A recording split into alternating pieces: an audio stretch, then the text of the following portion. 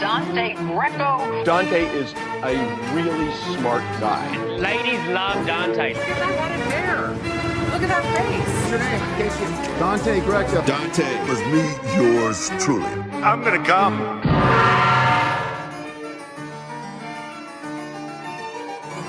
What's up? Welcome to the Dante Greco Show here on Monday, live here just on YouTube today. We're not doing a TikTok dual show, just for the YouTube. We're going old school, not from the Shooky Studios. We're doing it from home. Shooky Studio is closed today for Yom Kippur, but you know whose studio was not closed today for Yom Kippur? Howard Stern, and he did respond to Donald Trump on his show this morning.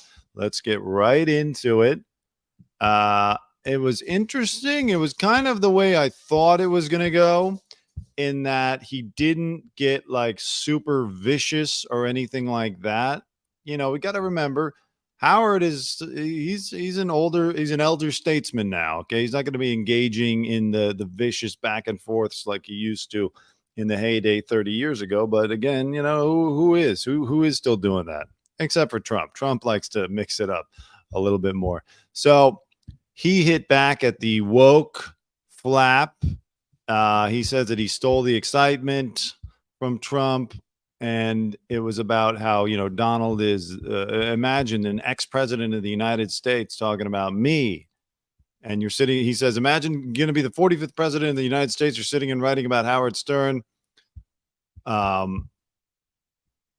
Am I disloyal? I stole the excitement for a minute or two. He was like, oh, I don't work for you. I don't have to be loyal. And if you forgot, Trump's statement was calling Stern weak, pathetic, disloyal, a broken weirdo, unattractive, both inside and out, trying to like hell to be relevant. He went woke. Nobody cares about him any longer.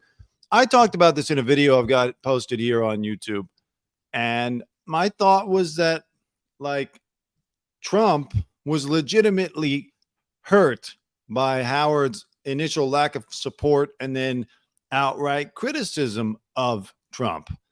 And so it surprised me that he never responded to Howard at all anytime in the past 5 years until now, until he saw this bit about Howard going woke on Fox News. And that seemed to set him off. Because if you're not following the story, Howard, one of the key things he says with it is that his interpretation of the word woke means that you're not a supporter of Donald Trump. So that might have set him off. He talked about it. Howard, you know, he had an impersonator come on and they did some jokes about that, but it wasn't like a total beatdown. But then again, I can see where Howard's coming from with that too, because he's probably thinking, I don't want to, like, if I really engage and really let this consume me, then that's giving Donald what he wants. You know, Donald finally hit back. And then if I go all in, it'll give him the attention that he craves.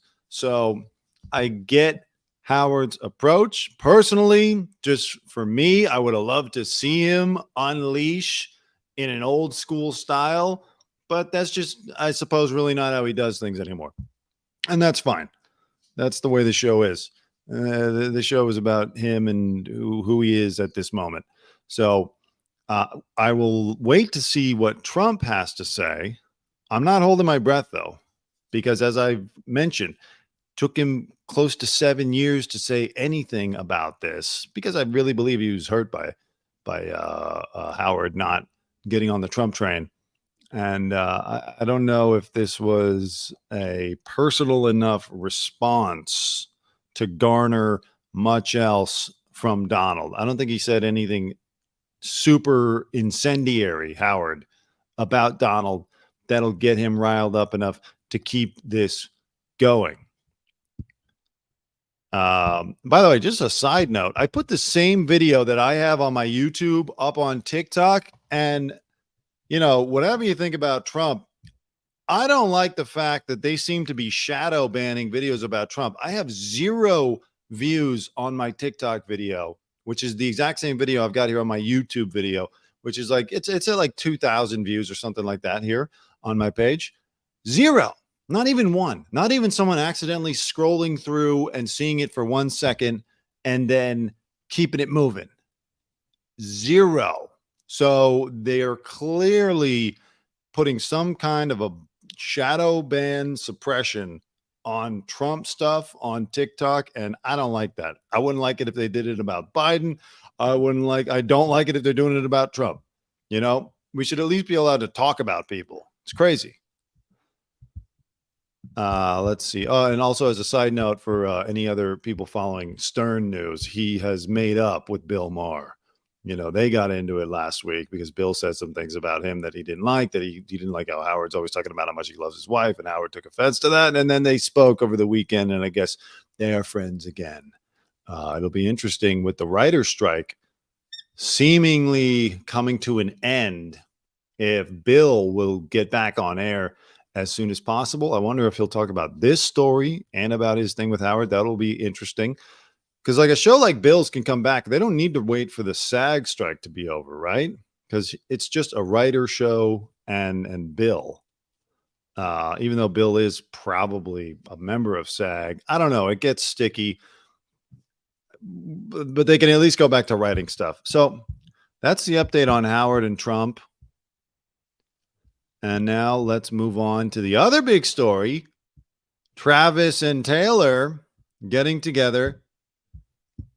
She came out. It was like the biggest thing in the NFL over the weekend. Taylor Swift showing up at the Chiefs game to hang out with Travis Kelce. She's like super into it. She's being performative. She's like, it was like she was winning an award back in the old days. My God, I can't believe this. But it's fun. I think it's a great pairing. This fits Taylor Swift perfectly. She is, Miss America, not like the pageant, but like she's from Pennsylvania. She lives in Tennessee. She travels the country. She's a blonde white woman. And so she's there now with her NFL player. I don't think she's ever been with an athlete before, as far as I know. What I like about it is, and what apparently she likes about it is, Travis has his own career that he's into. I saw some quote about her that she's like, let me pull it up here. She likes that he pursued her and that the pair are having a great time, getting to know each other, a great time. They went on to explain, this is a source, by the way, that Taylor wants a guy that's into his career, does his own thing, but is also supportive and understands her. And Travis fits those qualities. I think it's great because every other guy she's been with is either like some scrawny, weird music guy, like Matt Healy, the Makeout King, or Harry Styles back when he was younger, and like the Jonas. I don't even remember who she's dated. John Mayer was probably the manliest guy she's dated up to this point. And they're also, they have big careers now, but they're not as big as her. Now, Travis Kelce is not as well known as Taylor Swift, but he's pretty big in the world of football. And so it's a good thing that he doesn't depend on her for fame, maybe for mainstream fame, but not for like success, like that British guy that she was with for a few years before she went on her tour. The actor, I don't even remember his name. He was a decent actor, actually. I saw him in a couple of movies, but he totally was living off of her notoriety. And so I think this gives this relationship a bit more legs to go, a bit more distance. She was up there in the suite next to his mom, Taylor Swift, or Travis Kelce's mom, and his mom looks like her mom. Know what I mean? There she is. She's getting into it. I think even her Netflix documentary is called Miss Americana. Like, this is the perfect thing. And now I was on a TikTok live stream earlier today, and this is my theory. Is it possible that this is all one big grand NFL plan to bring Taylor to the Super Bowl? Imagine this. The Chiefs are a great team. They've already won a couple of Super Bowls, and they get to the Super Bowl next year. Taylor finally performs at the halftime show, and it's like a massive, massive event. I could see Roger Goodell and the NFL writers cooking this one up. Taylor's performing. Travis is playing. It's going to be huge. The ratings are going to be through the roof. I could see them even coming to Taylor, getting with her team, and like she's Tom Cruise, giving her a selection of different players that she would want to pair with. And then she probably picks Travis Kelce, nice looking guy, blue eyes. And then they start setting it up, kind of like how Tom Cruise picks his wives through a series of different headshots or whatever. And then they sign these weird NDA contracts. I could see that happening. Now, that's a bit of a conspiracy theory. It probably didn't really happen that way. I also think, alternatively, Travis never expected this to happen. Travis sent out the invite. He talked about how much he liked her, and then she actually showed up, and now he might not know what to do with it. Dave Portnoy of Barstool Sports saw this video that this little still is from, and he was like, this is a weird couple. There's zero chemistry. I happen to agree, although I think Travis could be a little bit nervous. This is probably like the biggest thing he's ever been involved in. Even potentially bigger than winning the Super Bowl in a weird way. So he might have been a little bit nervous, but apparently they went out after the game. They rented out a restaurant. They kicked all the people out of there, although they did pay for their meals, all the patrons that were already inside. And they had a great night dancing and having fun and keeping it lighthearted. So I don't know. The chemistry might not be there, but she apparently likes that he publicly pursued her. A lot of women like that. They want the public display of affection. I know it all too well from my own relationship. Here is something about Travis talking about his dating deal breakers. He says the third date, that's the breaker right there. I don't want to say it's a deal breaker, but it puts some questions in there. Very so like if a woman won't sleep with him by the third date, put some questions in there. So they're down. They got one date down. They need two more. I don't know if she's going to go to another game or where they're going to date next. But Taylor, the ball is in your court now. You have two more chances to impress Travis Kelce. And also, a woman has to, what does it say? Enjoy oral, I believe. This is on Watch What Happens Live. It's the Andy Cohen show, so they get a little bit risque. Here's that video. Yeah, they're not holding hands or anything like that, but they're smiling. They're walking. She actually did perform at Arrowhead Stadium where he plays, so she knows those holes well. It's a massive thing. I didn't think this was a real relationship. I really didn't. I thought this was either him trying to get something going or maybe her, celebrities put this stuff out just last week, possibly in an effort to compete with this news cycle. Kim Kardashian put out some news that she and Odell Beckham Jr., who won a Super Bowl with the Rams a couple of years back, were hanging out. Well, now you guys got to actually be seen in person. To my knowledge, I don't even think OBJ is signed anywhere. So Kim doesn't have the chance to go to a game and sit in the box. But Kim, you better step it up. We know Kim and Taylor have a beef. She did not show up. Neither her nor any of the Kardashian clan did not show up to any of Taylor's 6 performances at the SoFi Stadium here in Los Angeles, although they did show up a month later to Beyonce's show at SoFi Stadium. So it's not like they didn't know how to get to the place. There's just all kind of complex levels to this celebrity beef. Who knows? Who knows? Maybe Taylor decided to show up to one-up Kim. Taylor's always playing the angles, but she's taken a big year and she's making it bigger because right now, it's very smart. The Eras Tour has concluded in North America, and all she's been doing is going out with Sophie Turner to make Joe Jonas look bad. Now, the focus is back on her until the Eras Tour picks up again, either in Europe or South America. I forget where. For now, she's going to dominate the news cycle. Everyone is obsessed with this Taylor, Travis, or trailer, as they call it. I don't know if I like trailer. Tailvis. Tailvis sounds gross. I guess trailer is what we have to go with. But yeah, it's a major event in the world of entertainment news. That's for sure. People even thought that she left in this popcorn machine. Apparently, that's fake. She just walked out with the family. Apparently, she snuck in too.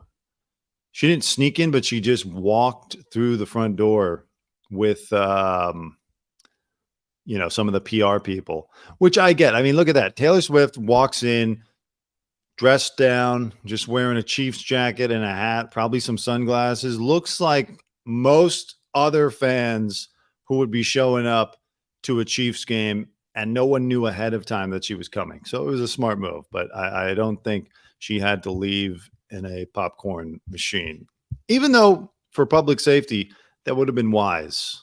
If they weren't able to actually just sneak out some other way, that would have been a smart thing to do to prevent a riot. Once the word gets out and the Swifties show up, all bets are off.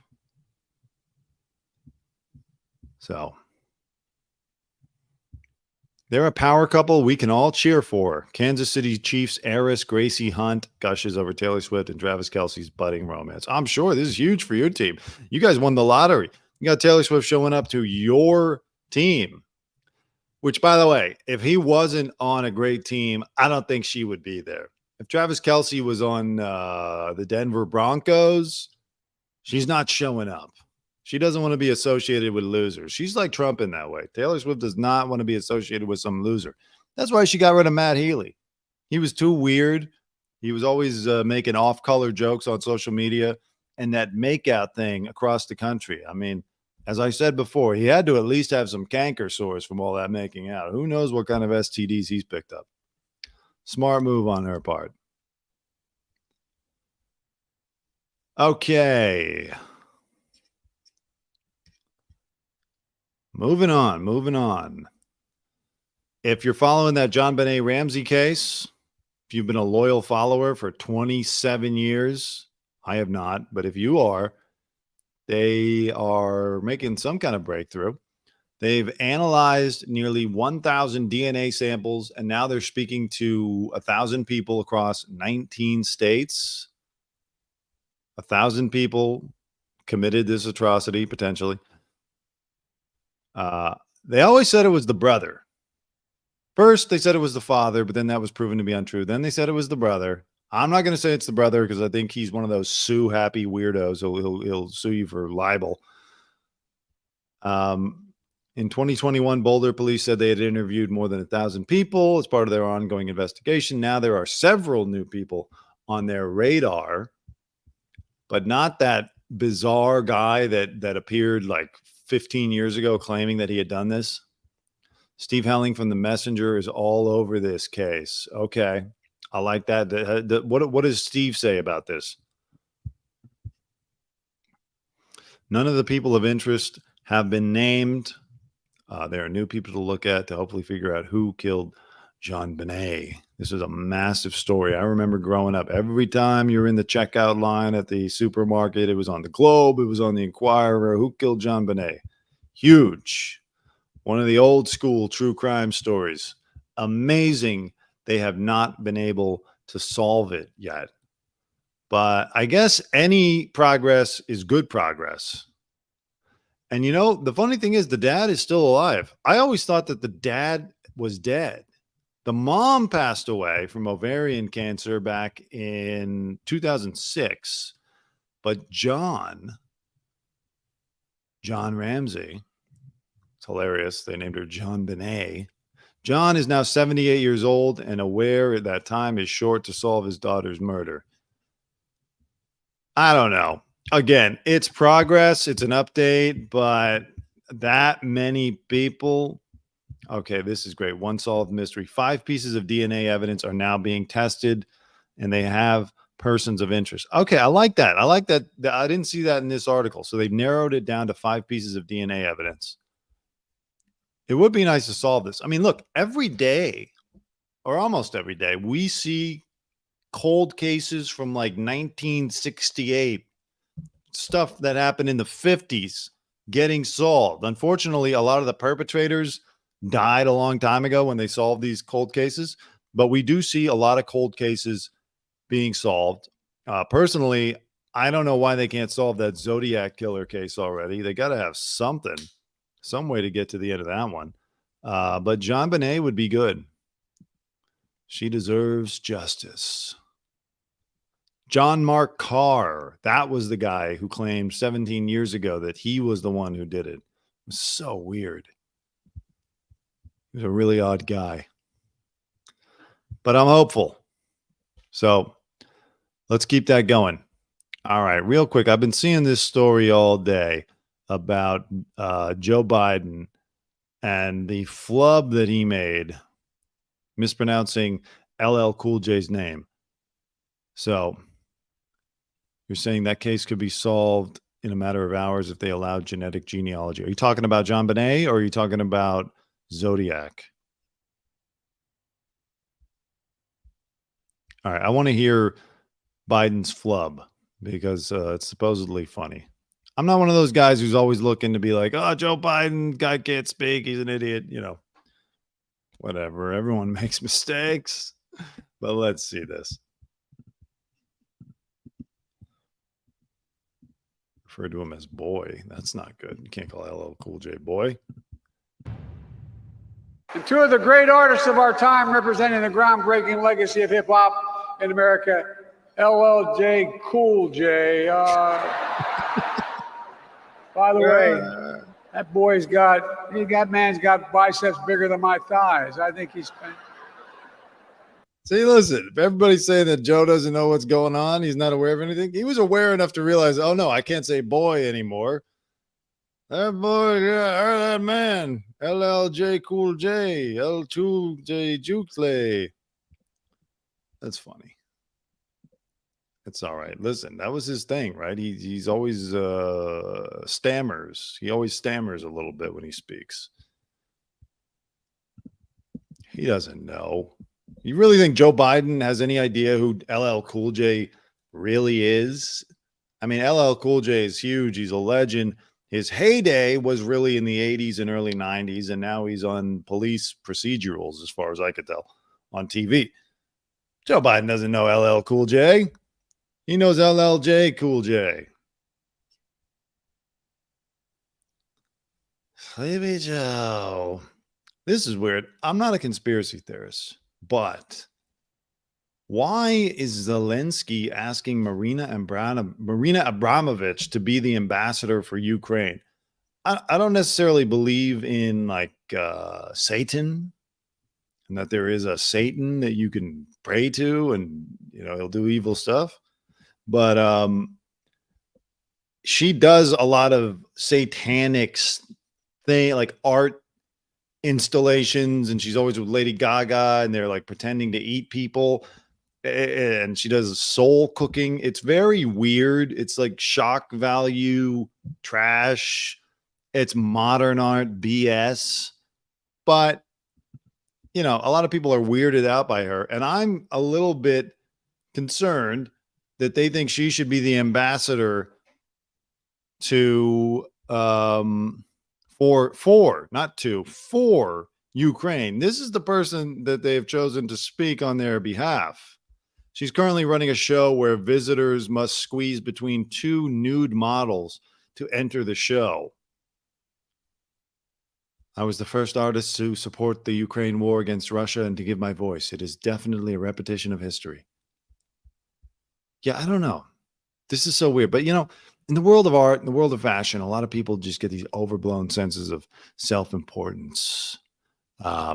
I just watched this show on Apple called The Supermodels about Cindy Crawford, Linda Evangelista, Christy Turlington, and Naomi Campbell. It was a good show, actually. It was interesting to see their story. I, of course, was familiar with all of them, but I didn't know much about their careers throughout the 80s and 90s. You start to think everything you're doing is important. So like Marina Abramovich probably thinks her art is really important and meaningful. And Zelensky, he's just looking for any kind of publicity he can get. He's always pleading to go on award shows and appear here and appear there, keep the word out. I get it. A lot of people are just sick of hearing about Ukraine or they're bored. And so it's hard to keep the public's attention to let them know this is still going on. I hope that Marina Abramovich, was she just the only person that he could get who would agree to this. I feel like Sean Penn would have been a better choice. As much as Sean Penn is taking himself way too seriously with this. And he's like, I wish they could have melted down my Oscar and used it for bullets to shoot Russians. He's such a tough guy, Sean Penn. But there's just something odd about this. And this will definitely give fodder to all the conspiracy theorists out there who think that there is some kind of satanic cabal running the world. If you have a woman like Marina Abramovich, and now she's the ambassador for Ukraine, I mean, Alex Jones must be going crazy over this. I'm going to have to tune in and see what his take is, because it's very strange. And it's not like there isn't some truth to all of this. I mean, we've seen with Epstein and with every other conspiracy that, we're finding out as time goes on, as social media increases and increases its influence, and information is freely available. We're finding out that too much of this stuff is actually at least partly true or has a kernel of truth to it. Mark Hamill has raised funds to buy reconnaissance drones for frontline Ukrainian troops. Yeah, how about Mark Hamill or Jon Stewart? He went over there. I don't know. It's odd. It's an odd choice. It's a very odd choice. Okay. What else is going on? Let's do a quick little roundup of the news to see what else is happening. We talked about Howard. We talked about Taylor and Travis. All new dating show. Oh, yeah, we watched an episode of that. I'll save this. I'll wait till my fiance is here to talk about it. It's weird. It is a weird show. You're in there and all the contestants are naked and you're just looking at them. I don't know how people go on this show in this day and age when everything lives forever on the internet. But check it out. I want you to go check it out. And then when we talk about it, you'll have seen it, because obviously I can't show any clips from this on YouTube. Get pulled down. Russell Brand, blah, blah, blah. Okay. Well, I think we did it. We've done it all. So thanks, everybody. I was joined today by my co-host, my little puppy, Chloe. She likes to be up on my shoulders. So thank you. We'll be back. If you're not following me on TikTok, go follow me at TikTok at the Dante Greco Show. And I'll be out live streaming again tomorrow in the streets of Beverly Hills and West Hollywood. And then I'll be back at the Shooky Studio doing another podcast such as this. Thank you for joining. And now a word from our ex-president and enemy of Howard. Have a good life. We will see you soon. Much love. Thank you. Love. All right, Dante. So once again, thank you to my brother. Tell him your name again. Dante Greco. 2 words. Made in America. Dante, you're doing great. I never anybody over in my life. It's from. Listen, I want you to leave my good friend Ringo alone. Pal, Hal. Have a good day.